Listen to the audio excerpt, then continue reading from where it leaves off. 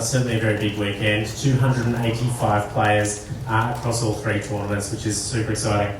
But the reason we're all here, of course, is to ask questions and to listen to Grandmaster and four-time Women's World Champion, Hou Yifan. So if we can give her a massive round of applause, please, and welcome back to the stage. And we've also got Oceania Vice President Jamie Kenmure as well, who will be doing the questioning and all those bits and pieces up here. If you guys want to grab a seat. Yeah, sure. Yeah, we'll just grab a seat. So the green one, green's for. So it's really great to be here, and it's also excellent for Yifan to be here as well, because not only is this an opportunity to have a strong grandmaster on our shores here, but a woman player who is a grandmaster in the men's section, and more importantly, it's really fantastic to have a four-time Women's World Champion. The last time I think we ever had a World Champion was Anatoly Karpov, who attended our shores back about 40 years ago, but this is the first time we've ever had a Women's World Champion attend our shores. So it's a really great pleasure to have Yifan Hou here in Australia, and more importantly, tell us, Yifan, how has your experience been so far in the Oceania region, and more importantly, the level of play that you have seen in countries that we have visited together recently? Okay, thank you, Jamie, and good afternoon, everyone. It is really happy to be here. Actually, this is my first visit to Australia and also Oceania. And I'm very happy to actually visit the Gold Coast Open today. And we just made the ceremonial move of the Premier Group. And actually, I found some of my teammates are playing there. And also, some of the players that I have played even last year are playing this tournament. Yeah, really some friends. And also here, I'm very happy to see a lot of young players.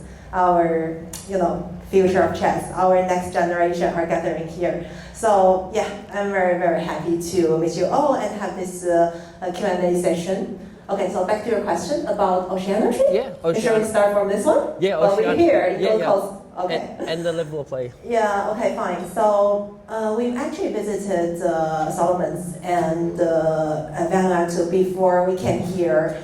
And to be honest, there's a huge difference. So we can see that although the geographical distance is not so far away, but the people and the players from the Oceania countries, let's say from the islands, they can access really limited chess resources. Not to say the tournaments, the physical tournaments, the coaching system, the training system, and also, let's say, even as fundamental as chess equipment. Yeah, which really surprised me because, Jenny played a village tournament in Vanuatu, which I was actually doing some arbitrary jobs, whatever. So we got 30 participants. At the very first, they even didn't have enough chessboards and clocks. Okay, then we started enough chessboards, but not enough chess clocks, so people are using their phone to play the blitz tournament. This is really something, as a chess player, and I grew up from China, that I never thought such things could be a real problem. But in the meantime, you can see that there are players from different cultural background, different age group, different gender. They really love chess. They play online, if not every day, but I believe with certain frequency. And you can see some players are really good at practical chess. When they play blitz, they realize what time I should be faster, at which moment I should start to calculate and try to find the best moves. And some of them, they show they have certain opening knowledge. So despite all the objective circumstances that I have just mentioned, the common thing is we love chess, and they also train very hard trying to improve and developing, and also actually working for the coming Olympiad.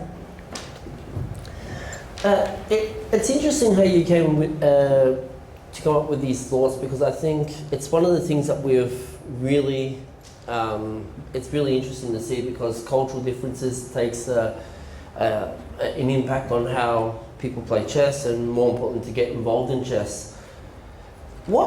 I want to move more towards junior chess a little bit. What is some things that you do recommend for young players to do who might be starting out or who are young, like 5 or 6 years old, who want to know how do we get into chess and what's the benefits of chess, and more importantly, how can we make chess really super fun for young kids to want to be involved in playing our great sport? Well, this is a very good question, and I believe it has raised because today we have many audience, many young kids who are playing the tournament here. Yeah, right. And also around the age group that you mentioned, the 5 to 7, more or less, right? So I believe this would be a good start point to start our Q&A session, because I'm also interested to hear that what attracts our players, our young players here to play chess, to participate in the tournament, and what makes you enjoy the most. So I'm also interested about that. And talking about my personal perspective, I think that chess is a sport, but not only as a sport, as people keep used to saying that it's a good tool, educational tool to improve your calculation, to somehow build up your intuitive system, and also try to somehow train your resilience, try to deal with challenge, try to face directly with certain failures, and grow up to be stronger with kind of tougher inner side, this kind of things, which I believe that some of our players have heard a lot and probably also experienced from your own chess journey. Because, for example, you play the tournament with 7 or 9 rounds, especially if one day you need to play with more than one chess game, okay, you lost in winning position, right? And then within next 30 or 1 hour, you need to play your next game. So how you adjust yourself? How you just try to think about, okay, forget what was already happened and only focus on your next game. So this is not something like, okay, I know I should do this and that, but let's imagine when you put yourself into that situation, are we still able to behave like what is supposed to be the right decision? So this kind of things, when you gain such experience, it would bring us from the textbook to the real life situation, which I thought this is really, really a good lesson.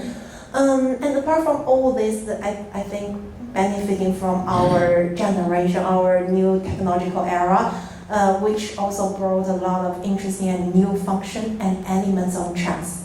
For example, nowadays you can play easily online, and there are platforms built up for the kids to learn chess in a more interesting way. So imagine when I was young, when I was like 5 years old, I started to play chess, and for the next couple of years, we can only train with classical chess books. We can only play with our teammates face-to-face in the OTP chess tournaments or at a training place.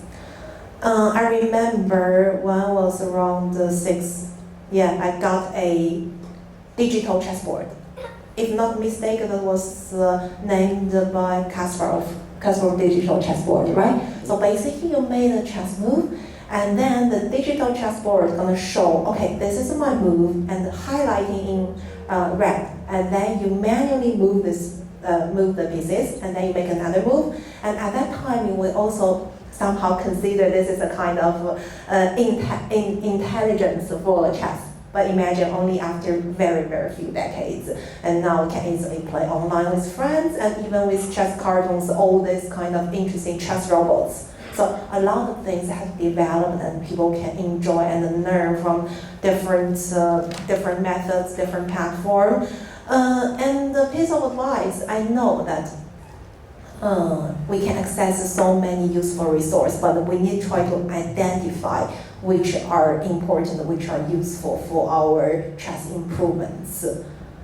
One thing is like, although there are a lot of AI tools that can help us even improving our chess skills, but do not forget that some traditional methods, traditional ideas, the classical learning from our great chess players, let's say maybe world champions from, let's say, Stanitz, Capablanca, those great world champions towards the nowadays top players their games are really, really important to study apart from only learn. Okay, so Stockfish tells me I should play this move, or Lila tells me this is good. Yeah, I know they're really way more accurate than human players, but do not forget, we're playing with humans, not with AI. So I think AI is like a tool, but not like a guiding human. For juniors who, may lose games and it might be very hard for them to accept the loss, or knowing that they have played such a brilliant game and they've ended up losing. How can you reflect on that when you were young, and how when you've had that painful loss, how did you really come back to go, yes, I am a kid, yes, we do make mistakes, we do all this, but how did you recover and go, right, I need to just focus on the next game, or I need to just realize, yes, we do make mistakes? Like, how did you recover more from that as a young child compared to your through your World Championship titles? Wow, so firstly we need to understand that, as I mentioned, every chess player is a human being, and we all make mistakes at some moments, including the top of the top. And also for me, I also sometimes really make some, let's say, blunders. So no matter how good you are and which age you are, but once you play, once you act, in chessboard, yes, there are decisions, and you cannot always be the right one. And back to your question, talking about how to deal with it, right? So it depends on the situation, and also depends on the importance of the games, the positions you are playing. So once here, when you mention this point, the first scenario came to my mind back to the year 2006, when I was playing the World Girls Under 20. Is it the correct name? Okay, anyway, World Girls, so every girls can participate with the age under 20. So I played that event when I was 12 years old, with, I think, almost the highest rated players among the participants list. Okay, so I got a good start, and in a particular round, I got a winning position with another woman grandmaster. Okay, she's strong. And I was thinking like, okay, the position is completely winning. And my opponent is thinking, right? So what am I supposed to do? Okay, walking? No, I'm sitting in front of the board, but instead, my mind going somewhere really far away. So I started to think about, okay, so imagine I will win this game. So who might be my next round opponent? If I play with her, I'm gonna have white pieces or black pieces, and which opening strategy I'm gonna choose? While you're thinking about this, you also need to follow and the games of other players and trying to check the situation, right? So that really takes a lot of my energy, and sometimes it's not going well, right? So at first I didn't realize that my position got slightly worse and worse. I mean, not worse, but not that winning advantage. And at critical moments, I missed a not very difficult tactic and give my opponent some chances to fight back. And in turn, it turned out that finally she won the game. And because of this lose, I didn't win the title of that tournament. Yeah, so the final result is, I think 4 players share the 9 points or something, 10 points, I don't remember, out of 13 rounds. And in a tiebreak, I think I'm not the highest. So that game is actually very important. And I lost in completely winning situation. Literally every decent player, let's say decent player means you are not having a huge difference, rating difference with your opponent, gonna win that game. I didn't. So it's really suffering. It's really suffering. At that time, I think I kind of handled well, mainly benefiting that the next game gonna start the next day. So I have a night to adjust myself and trying to forget that what happened today, because the thing happened that you can never change. Everybody knows it, but still, as a chess player, sometimes it's very difficult, because when you play the next round, especially if the position is quite similar, you start to think about, oh my gosh, so in the previous game, if I could done this, if I could calculate well, I can win easily, right? So I think at that moment, trying to ignore all the other elements apart from the moves you're calculating. Even though don't think about if you win this, you're gonna achieve what? if you play this move, you're gonna win this guy. No, all is not important. All are not important. Just trying to calculate, focus on the current position, and then make yourself fully concentrated on the current situation. So basically, that's the only thing. And do not always, be too hard to yourself. If sometimes you cannot control and your mind's going somewhere else, that's fine. You don't need to get them back like with some forced power. No, just let it be. And keep telling yourself that, okay, few seconds, few minutes, you will be back. So just like allow everything that can happen, but with the key idea that we should focus on the current situation.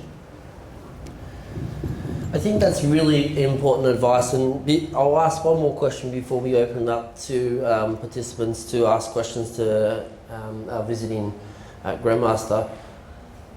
You've played against some of the strongest players in the world. The most memorable tournament I think of where you have really put a dent on the chessboard was the Gibraltar tournament, where you faced about 6 or 7 2700 rated plus players. So I have a question which some may seem as very interesting.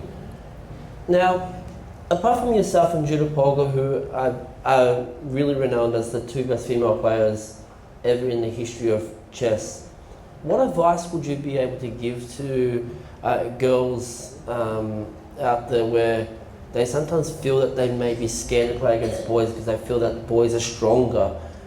We know that there's always this misconception that, boys are stronger than girls, but this has actually been proven sort of to be wrong with chess, where we know that girls can match it with boys out there. So what advice do you give to girls to, in a way, to sort of say, believe in yourself, or don't be scared to challenge boys out there in games of chess, and for more importantly for those who are stronger chess players, not to be afraid of the stronger chess players as a whole? So yeah. While you're raising the question, I just saw that all dark. Yeah. Okay. Before answering your question, actually, I'm thinking about something like kind of contradicts. For example, if we really think that there is no gap, or let's say there is no huge difference among boys and girls, such question wouldn't be raised, right? So when you ask okay, so what kind of advice are we gonna suggest the girls to track themselves?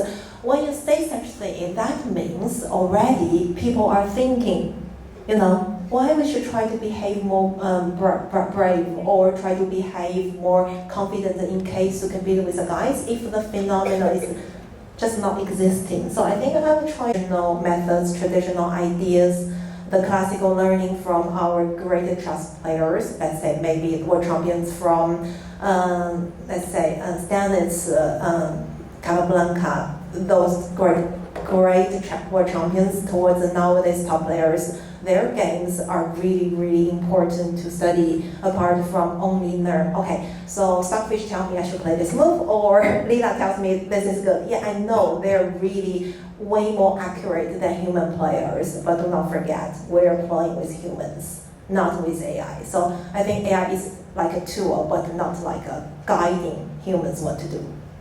For juniors who may lose games, and it might be very hard for them to accept the loss, or knowing that they have played such a brilliant game and they've ended up losing.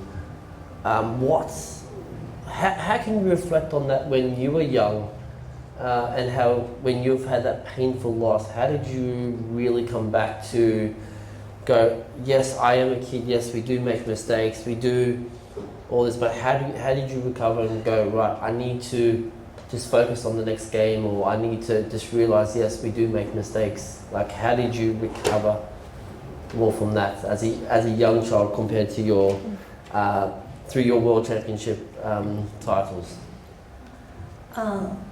So firstly, we need to understand that, as I mentioned, every chess player is a human being, and We all make mistakes at some moments, including the top of the top. And also for me, I also sometimes really make some, let's say, blunders. So no matter how good you are and which age you are, but once you play, once you act, in chessboard, yes, there are decisions, and you cannot always be the right one. And back to your question, talking about how to deal with it, right? So it depends on the situation, and also depends on the importance of the games, the positions you are playing. So once here, when you mention this point, the first scenario came to my mind back to the year 2006, when I was playing the World Girls Under 20. Is it the correct name? Okay, anyway, World Girls, so every girls can participate with the age under 20. So I played that event when I was 12 years old, with, I think, almost the highest rated players among the participants list. Okay, so I got a good start, and in a particular round, I got a winning position with another woman grandmaster. Okay, she's strong. And I was thinking like, okay, the position is completely winning. And my opponent is thinking, right? So what am I supposed to do? Okay, walking? No, I'm sitting in front of the board, but instead, my mind going somewhere really far away. So I started to think about, okay, so imagine I will win this game. So who might be my next round opponent? If I play with her, I'm gonna have white pieces or black pieces, and which opening strategy I'm gonna choose?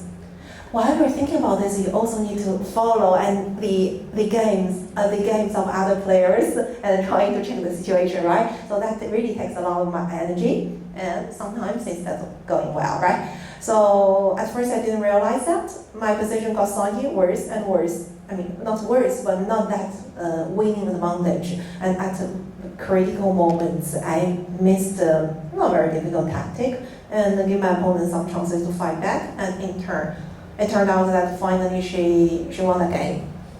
And because of this lose, I didn't win the title of that tournament. Yeah, so the final result is, I think 4 players share the 9 points or something, 10 points, I don't remember, out of 13 rounds. And in a tiebreak, I think I'm not the highest. So that game is actually very important. And I lost in a completely winning situation. Literally every decent player, let's say decent player means you are not having a huge difference, rating difference with your opponent, gonna win that game. I didn't. So it's really suffering. It's really suffering. At the time, I think I kind of handled well, mainly benefiting that the next game gonna start the next day.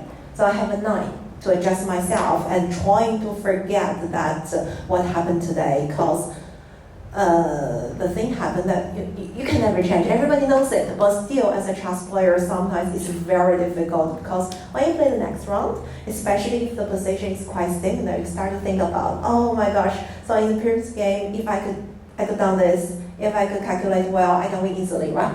So I think at that moment, trying to ignore all the other elements apart from the moves you're calculating. Even though don't think about if you win this, you're gonna achieve what? If you play this move, you're gonna win this game. No, all is not important. All are not important. Just trying to calculate, focus on the current position, and then make yourself fully concentrated on the current situation. So basically, that's the only thing. And do not always be too hard to yourself. If sometimes you cannot control and your mind's going somewhere else, that's fine. You don't need to get them back like with some forced power. No, just let it be, and keep telling yourself that, okay, few seconds, few minutes, you will be back. So just like allow everything that can happen, but with the key idea that we should focus on the current situation.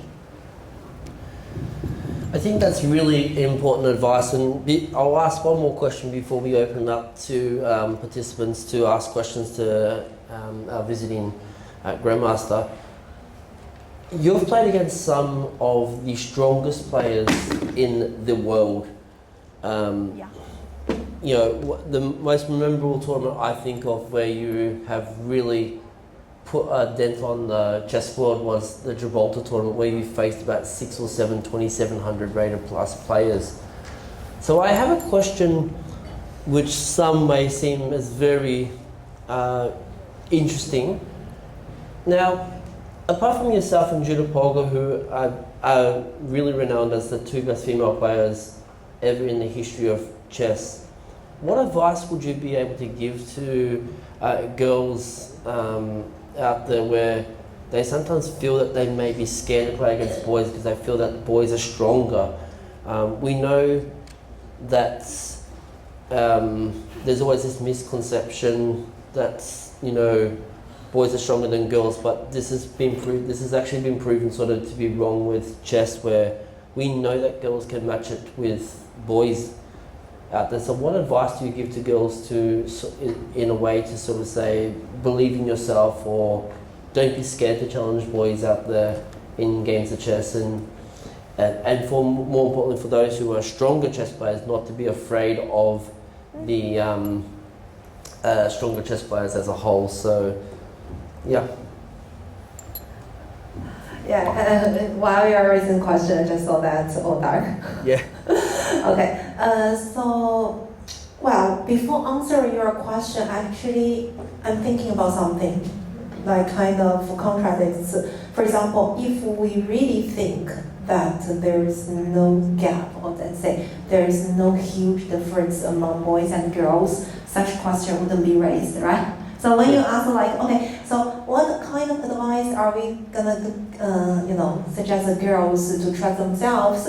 When you say such thing, that means already people are thinking, why we should try to behave more brave, or try to behave more confident in case to compete with the guys if the phenomenon is just not existing. So I think I'm trying to, for me personally, I'm trying to, reduce the frequency of such questions have been asked, or let's say, such things have been mentioned. Because if every time people keep talking about this, for example, I know even in chess world there are some people who are really working hard to promote women's chess, but always trying to mention their experience, or let's say negative experience about how they have been treated during tournaments and how they feel the pressure from the male opponents or whatever. But I think when you try to highlight these kind of things, that somehow it's a proof, or let's say trying to show that you feel actually from your inner side that such a gap is existing. But for me, actually,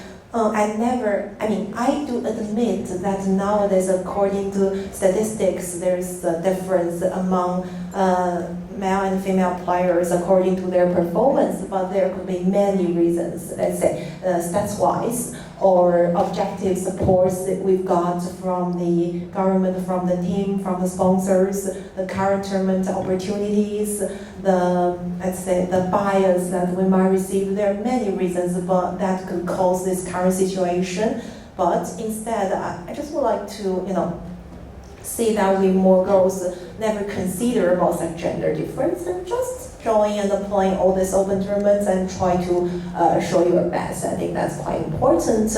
And but if talking from the chess perspective, I think it will be still very important to keep the girls-only events, let's say from the top of the top World Championship system and to the continental ones, to the national ones, to the age group ones. Is very important because we need such, at the current situation, we still need such encouragement to promote more girls participate in tournaments and win the prizes, win the medals. That's important. But in the meantime, I'm very happy to see nowadays there are many events, many opens that do open for all the girls, all the female players to participate, and even trying to have the women prizes.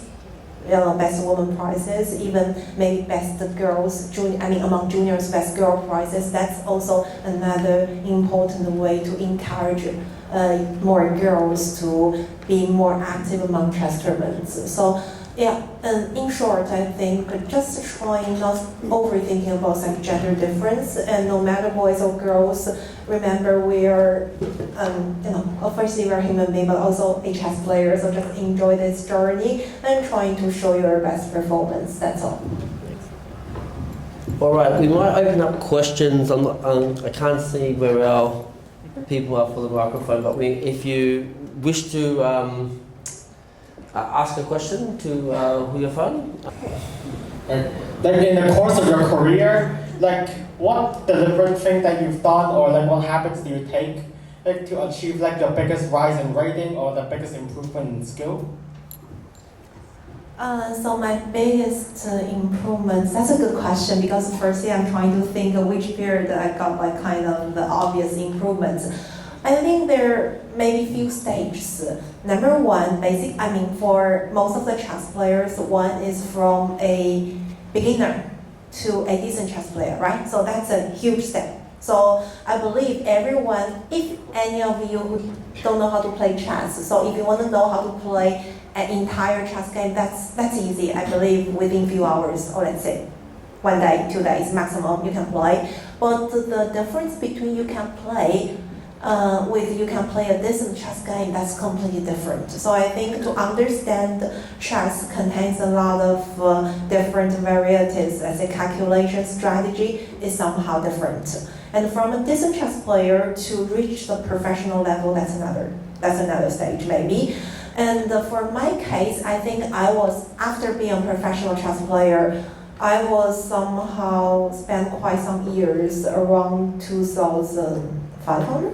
So if looking at my rating as a progress, so I got maybe around 2,300 at some moments, and then thanks to our national qualification system to the Olympiad, I played a kind of qualifying event in China with not a double round robin, we call it like a twice double round robin in the year of 2006. And then I get more than 100 points there. So I got like almost reaching 2,500.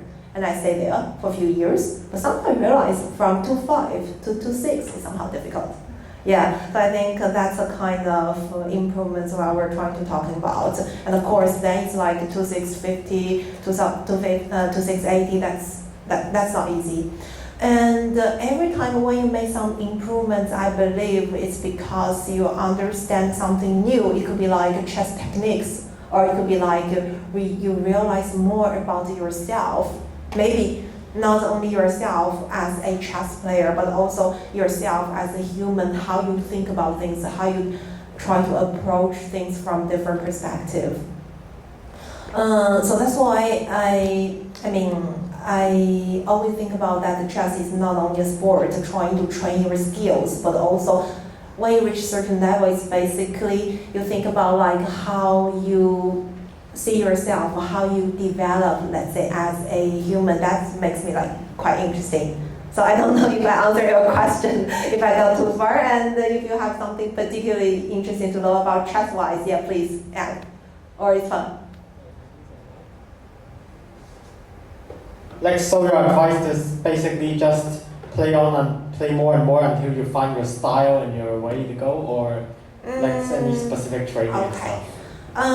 Talking about this kind of aspects, I think practice is definitely one of the very important thing.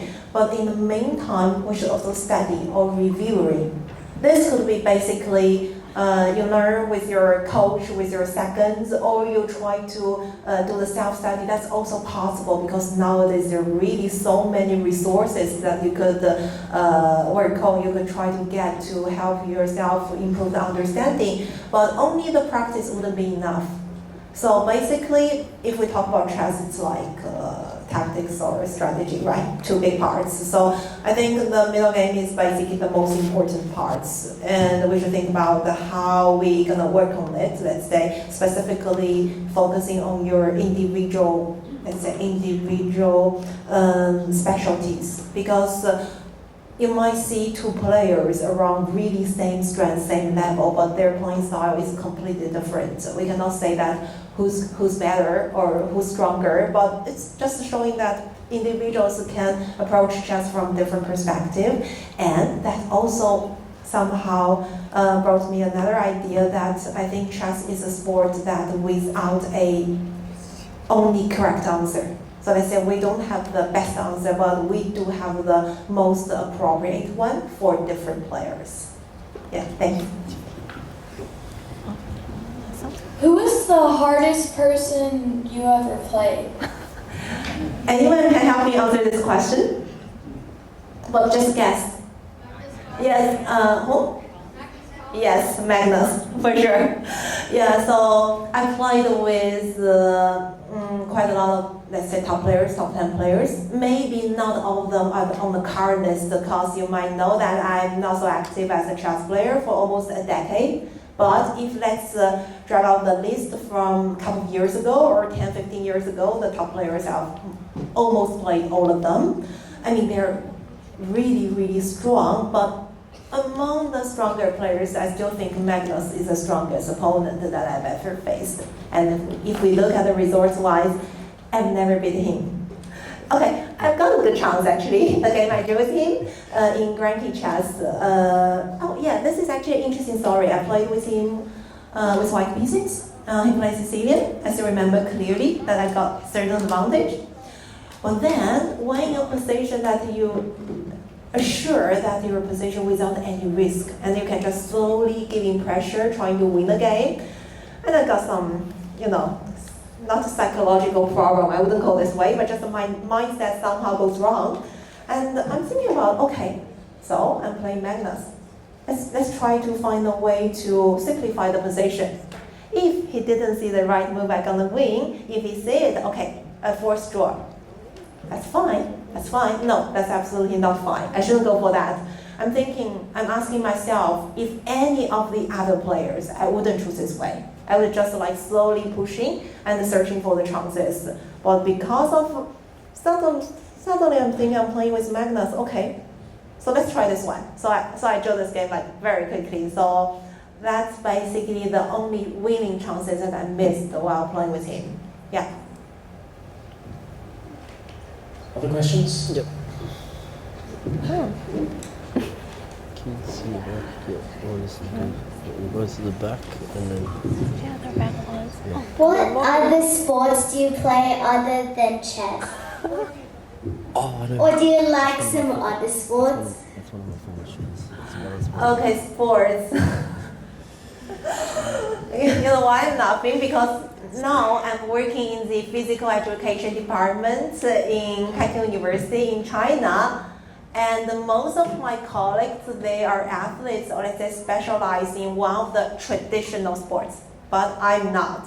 That's why when we have some meetings or whatever, they say oh, you do not like an athlete. Anyway, so back to your question, sports-wise, I do like, let's say, hiking, swimming. That's a long, let's say, for a long time. And when I was very young, I do this jumping ropes. Is that correct English? Which one? Horse riding. Horse riding? Okay, sorry for my bad English. Keeping okay, balance. Okay, yeah. So that was the one that I tried when I was a teenager, 10 or 12 years old. But later I found okay, a bit too much, so I switched. Okay. Yep. All right, more questions? I think there's two over there. Andrew, And now maybe we'll get back to some of the. What's the hardest thing of being world champion? Well, actually, that's actually a good question. What was the hardest thing being the women's world champion? Oh, I didn't expect this kind of so challenging questions. I believe maybe this is a situation that's why I'm facing such questions. At first, I didn't know how to answer this. To be honest, to me, be a world champion, I got my first title when I was 16, and at that time, I felt like I still really didn't get the whole picture of life, of being a world champion or of being a professional chess player. So I would say when I won the title first time, it really gives me a lot of plus, but not so many minus. Because it's like somehow you achieved your career goal. I wouldn't say career dream because it's never my dream that only be a world champion, but I have to admit it's one of the important career goals. So once you achieved, you got motivated. You think that you trust yourself, you can achieve something, and there's still a potential potential future waiting for you. So that's basically how I was thinking about when I was young. But later on, I realized when you grow up, okay, when you know more things, when you're understanding yourself and the world and the people, you realize that I realized I was actually quite lucky that to achieve the goals at a young age and without too many, let's say, pressure, without too many psychological effects. But sometimes, just putting me think about that, sometimes I also got asked like, okay, do you think, they got a kind of stereotype effect asking like, do you think that chess players can only play chess like sorry about this word, like a nerd or whatever? Because people get used to talk to me like, you does not look like a chess player. So I was like, okay, what? So what is a typical chess player image you thought about? So this kind of things I've heard a lot from college, from my undergraduate years, and also even when I started to work in university. So people get used to think about like a chess player is supposed to be very concentrated on their chessboard with 64 squares, do not like to talk with people, do not like to do the social events, or sometimes they consider like a kind of chess way to communicate with people, this kind of things. So I think and I hope that through our experience, through our promotions, or through our activities in the chess world and outside the chess world, that would show people that chess is just a career. It's just a work that we're spending our time on, but there's no difference between be a chess player or be a mathematician, sorry for this example, or be a, let's say, working in a company, government official. There's just like no difference, it's just like different profession. Sorry, I'm going a bit too far, right? Yeah. Yeah, so sorry about that. And next question. What made you want to try chess? So what made you start playing chess? What made you play chess? Yeah. I mean, question So two. what was the interest that got you involved in chess? Oh, the question. Okay, so a brief background. I started chess when I was 5.5 years old. By a coincidence, because my parents, they're busy with their job. And I graduated from kindergarten, but not yet the age to enter the primary school. Okay, in China, we normally supposed to get in when we like 7 years old. So I was 5.5. So my parents need to find somewhere to put me in during their daily working hours, right? At first, they were trying to send me to study like, instruments, painting, or let's say calligraphy. Calligraphy, yes, this kind of things. But either the timing is not good, or let's say I was too young to be accepted. So later it turned out, okay, mind games is one of the options. So talking about mind games, back to my hometown, chess is relatively accessible compared to Go and Chinese chess, I would put it this way. And we happen to know a coach who himself is not a professional chess player, running a kind of mini chess club at his house. So this is the first time I got into chess. And when I started to play, somehow I found it very interesting. And through practical games, I almost winning most of the games. And found myself really enjoy such process. And also when later on my parents said you should learn this and that, try to be more diversified apart from only focusing on chess. I said, okay, fine. But if there is a conflict about the timing, I would definitely choose chess and give up all the other things. So that shows some of the passion about it. And this is the story how I got into chess, really by a coincidence. Awesome, thank you. Next one. Graham Gardner, forgive me if I stay seated. My question I would like to have a follow-up question, depending on your answer. Please. And this is said with a little bit of a touch of humour. Are boys stronger than girls at chess? Are boys stronger than girls? Yeah, I know this question. So I want me to answer this. I want you to answer that, please. Only Graham could do this. Yes, so I feel like today they're all topic questions. Okay, so as I mentioned before, let's say statistically, I would say yes, statistically, but personally, or let's say, I hope that the answer will be a no. But such answer would need the support, would need our girls here today to study harder and try to win more medals and become stronger to support my answer. Without their support here today, I wouldn't say no. Yeah. Thank you very much. I'd just like to say that you may not be aware, Grandmaster David Smurden is playing in this tournament. I know, we've exchanged emails yesterday. He's not here in this room at the moment because he had something else he had to go to, but his wife, Sabina, is there in the front row with her 2 young children.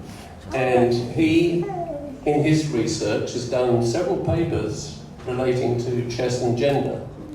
And it looks increasingly likely that there is actually no difference between boys and girls at chess playing strength at the moment. That's what the research looks like. And Sabina's busy nodding her head there.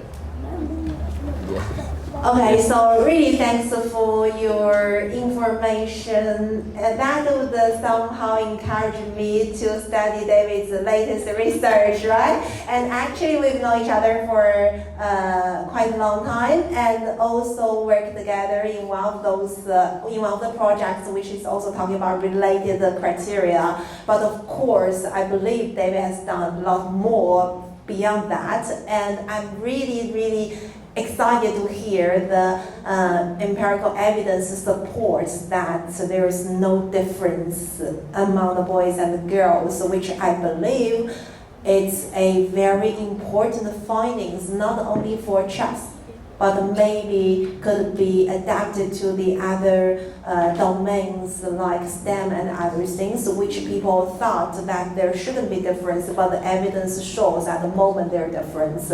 So I hope that chess might be a kind of example to show people can working on such domain. And I believe the news you brought us here today would also be a good encouragement for our girls here today. Not only for girls to try harder, but also for boys, I believe, because now they might think about like it's our time to work harder to show that we should play and perform like stronger and better, right? So yeah, anyway, thanks for your advice. I'll just add. Please. I just want to add something as well. David Smurden also serves on the FIDE Commission for Women's Chess as well. So it's really amazing that we've got someone of David's I know David will probably say something different to this, but David's knowledge and understanding and intellect serving on an excellent commission, doing everything possible to make chess very inclusive for everyone. So I think I would like just to say a very big thank you to David for all he's done, not only just for Australian chess, but trying to increase the awareness for chess on equal terms for everyone. So yeah, a very big thank you to David. I know he's not here, but I know Sabina and his children will pass it on. So thank you so much. All right, I think we do have some more questions. I saw a hand up just here before. What do you do when you feel disencouraged or haven't played your best chess? Yeah, this is really a good question. So normally I try to spend time with the things that really feel like relaxed and be motivated, or the things I like. So it's nothing special for me, just like talking with friends or listening music. The thing like it does not need to be very motivated songs. No, sometimes it can be really sad. But when you get into that kind of feelings or emotions, you find yourself like quite peaceful and so on. And another thing is like sometimes try to bring your attentions to other things. So, for example, you felt like you played really a horrible chess game. Do not put all your time on reviewing this game or try to think about how I made this move, how I should improve the next time, but instead do something else. Nothing related to chess. For example, can be reading, can be doing your school homework, whatever. So some other things, and you found that the next day when you come back, or after a few hours when you come back, you can be in a more calm way to think about this question, this situation more, let's say, more objectively. So just try to not let those kind of emotions affect your decision and put yourself into that really, really tougher situation. Want to add something? Yeah, actually, I will answer that. Coming into my own chess playing sort of career, which is rare these days, as I do teach chess in schools in Victoria. Whenever I do play chess, and recently I played in a Blitz tournament in Vanuatu where I performed, let's say, I would say badly by my own standards, but. One of the things that I generally would like, that I generally do, and I think is something that, look, there's no right or wrong way, but one of the things that I will always generally do is go for a walk, listen to some music. I just completely forget about that game and just really focus on the next game. I know it's a little bit harder when you got 2 games in a day, or sometimes if you play in Victoria and have played in the Ballarat Begonia Open, you've got 3 games in one day, which is quite challenging to say the least. One of the things that I just generally do is just take a rest, take a break, go for a walk, look for some good food to eat as well. I never really analyse much of my games at all during the tournament. I really only look for really critical things, and that's it. So I would probably spend about 10 minutes on my analysis in each game, which I know is probably not the best advice to give, and I know Yifan would definitely maybe disagree with that. But and a few other coaches that I do see here. But one of the things I generally do is just go for walks, listen to some music to relax, and to really forget about it. I even sometimes don't like to be around people as well. I just want to be in my own comfort zone, and this is something that I feel is really important. And this is what I would generally do if I play in any classical events or even rapid events. I just like to be by myself a little bit, just to reflect, and this is even if I win games as well. So I like to just really be relaxed and chilled and just really focus on my next game. So yeah. All right. Any other questions we've got? Yes, got one here. What challenges have you faced in your life? That's a very big one, but what are some of the big challenges that you faced? Do you mean in terms of chess or outside of chess? Yeah, chess or non-chess? Chess ones. Biggest challenge? Well, I think we've already covered that. I have never managed to win Magnus, if that's the biggest challenge. Okay, yeah, to be honest, I feel like when you, seriously speaking, when you play with the top players, that's quite challenging. That's the thing, because every time, not only during the game that you feel like every move they're trying to put pressure on you, and also if you make some tiny mistakes, inaccuracies, every time they're trying to be a bit more. Though every small step doesn't cause a really bad position, but when they come together, and when it reaches a certain points, it could be time pressure, it could be anything, or just psychological pressure, you make something that you lose. So that's why I feel like when you're facing the top players, that's one thing, and not only during the game, it could be before. When you think about that, tomorrow I'm going to play with the player, so what should I prepare?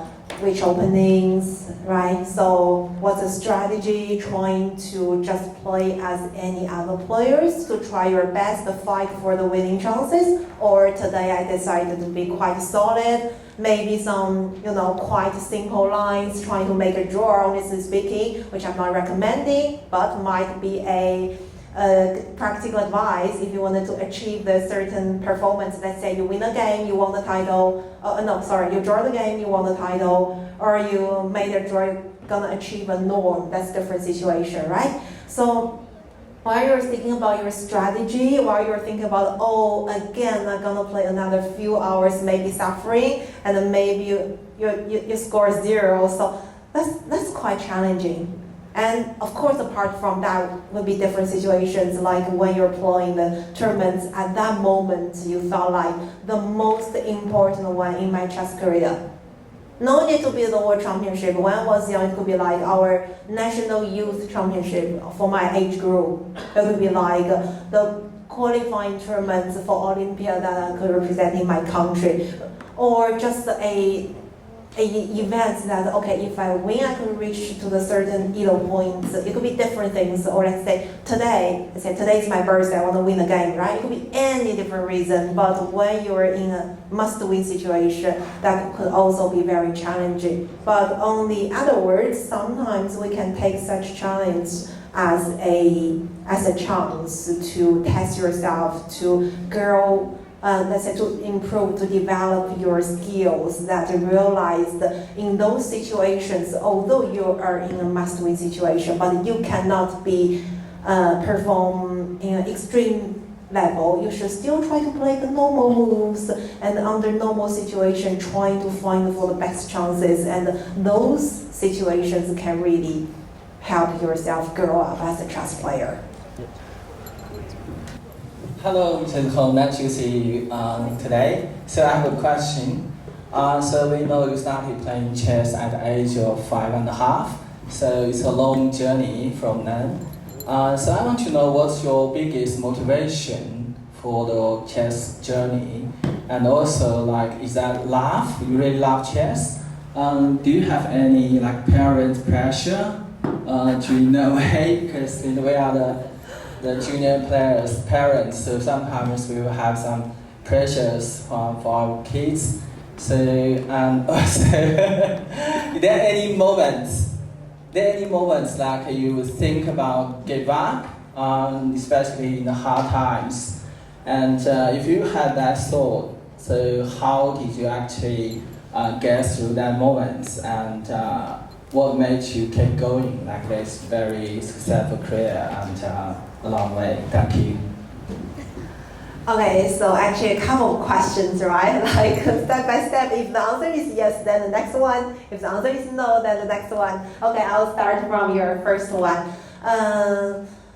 So yeah, I started when I was 5.5 years old. Although now it's more than 20 years, but do not forget that almost a decade ago, I kinda stopped playing chess, at least stopped playing professionally. So actually the time I spend with chess is not that long compared to other professional chess players. I would say a bit less than 2 decades, so it would be like 10 plus years, right? So what helped me to keep the passion for chess, I believe, is something. It's something inner side. It's not only about you achieve a certain good performance, you win the medals, or let's say you feel like yourself is quite competent on chess. But also I felt like something interesting when I keep learning chess, when I spend more time with chess, I realized there are more things I didn't understand about chess. Okay, it might feel like it's quite contradictory, but the thing is it would be like any other career. At some moments you feel like, okay, I'm the best, I know everything. But when you dig further, you realize there are more blank area that we can still work so much harder on it. Chess is also similar. So always there are some moments I feel like, okay, I could improve on this and that. It would be technically opening wise, or some middle game strategy, like how you approach under let's say specific circumstances, or it would be like end game technique, or there's something not only about chess skills, but let's say how you manage yourself when you are, like I mentioned, in a must-win situation. And if yourself tend to be very aggressive, you want to every time fight for a win, how to be more practical when you only need a draw. This is also sometimes you need to deal with yourself, right? So when you had this kind of experience, you found that it's actually quite interesting. That's why sometimes people are saying that in Chinese, it's like 人生如棋. So basically, there's similarity between the life and the chess. Yeah, sorry for this. And yeah, that's true. Actually, you feel like there's always something in common, and the knowledge, the thinking logics you trained from chess can actually benefit from the other aspects. This is one of the main reasons that keep drawing me spend time on chess. The other thing is about that as a teenager, as a young girl, I really benefited a lot from chess. Okay, so I can represent in my country to win the medals. I can travel to meet people from different culture, different background at a young age. Otherwise, if not chess, okay, I'm from the south part of China, not a big city, right? So we might not have such chances before you become a college student, let's say, honestly speaking, right? So really, I benefit a lot from chess. So that's why I hope that through my own, let's say, work, or let's say, I would like to share my experience with more people that can show people that chess is not only chess. So that's basically the broader picture that why I want to always spend my time with chess, even not only as a chess player. So that's the main reason. And talking about that, is there any moments you want to give up, right? Honestly speaking, not really. So